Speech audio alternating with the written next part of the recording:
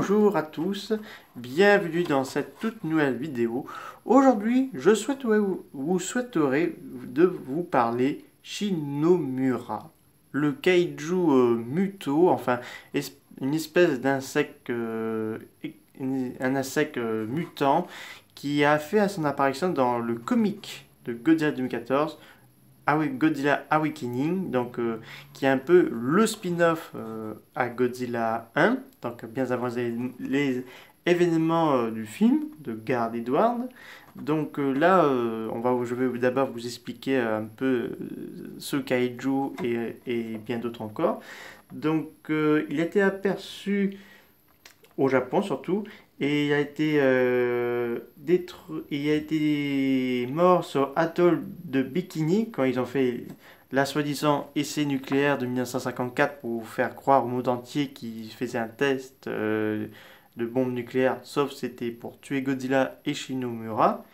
Donc il faut savoir que c'est une espèce insectoïde parasite, comme les mutos. Donc à la différence de ces derniers, eux ils ne pompent pas des œufs dans le corps de leurs victimes.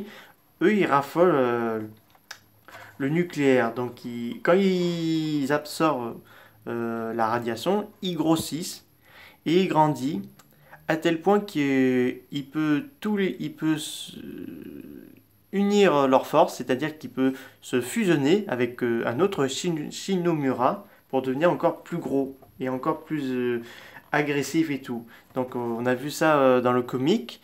Et ce kaiju fait petit peu clin d'œil au hommage au kaiju Ega, notamment Echidora, Destroya, Viras. Vraiment un petit clin d'œil là-dessus. À propos de lui, il était le nom donné d'un essai de parasites préhistoriques, comme les mutos, qui se sont combinés pour former une identité singulière. Comme je viens de vous expliquer, au Japon, les essais nucléaires, enfin pas les essais nucléaires, je veux dire, le bombardement de la bombe H lors est largué sur le Japon a réveillé ce kaiju, parce que Shinomura existait déjà au Permien supérieur, donc à une époque où la radiation était plus élevée qu'aujourd'hui. Godzilla était son prédateur naturel qui le traquait pour réguler leur population. Et là, avec l'extinction Permien-Trias, Godzilla a dû retourner en hibernation, mais Shinomura, lui, avait presque disparu, mais il a eu le temps de se fossiliser, pas se fossiliser, mais pris par le magma pour rester encore en vie, jusqu'à notre époque où la bombe Hiroshima a redonné plus de radiation à Shinomura et il est devenu encore plus fort et plus puissant qu'avant.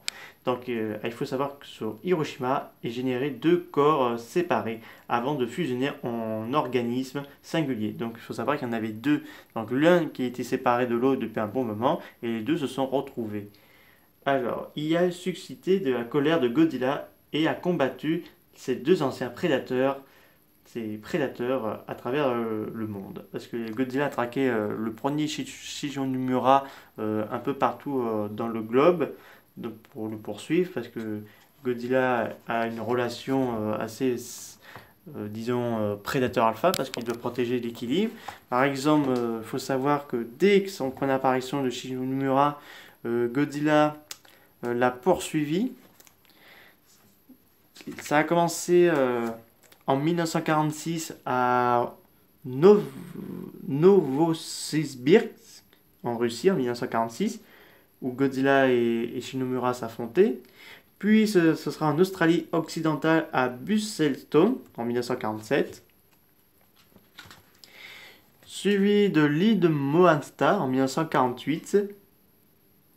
En 1949, Rotorua, Nouvelle-Zélande. Et je crois pour terminer, l'île de Yap, Micronésie en 1950. Là vous avez vu, et ça fait quelques années que Godzilla le traquait, parce qu'il ne supportait pas que Shinomura menaçait l'équilibre du monde. Parce qu'il pouvait à la fois se reproduire vite fait, mais devenir encore plus gros et venir un espèce de super prédateur trop gourmand. C'est pour ça que Godzilla a réussi à le tuer. Mais le deuxième s'est fait tuer par la bombe en 1954. Godzilla, lui, a survécu, mais les deux Shinomura sont morts. Mais des rumeurs disent qu'ils étaient peut-être présents dans Godzilla 2 King of Monsters dans certains entrepôts, pas entrepôts, mais certains sites de Monarch, selon certaines rumeurs. Mais les souhaiterais de les revoir. Peut-être pas dans la série en live action du Monsterverse, mais peut-être dans un nouveau film, Godzilla 3, où ils montrent ces créatures sont quand même vivantes, mais moins nombreuses qu'avant, parce que Godzilla régulère un peu leur population. Ça pourrait être intéressant de revoir un Shin Nomura en vie dans le Monsterverse. Et pourquoi pas faire une adaptation d'un Godzilla Awakening comme spin-off à Godzilla 1 et la série de Godzilla en live action sur Apple Plus TV. J'espère que cette vidéo sur ce kaiju vous a beaucoup plu. N'hésitez pas à me dire ça dans les commentaires. Je vous dis à très bientôt. Au revoir mes amis.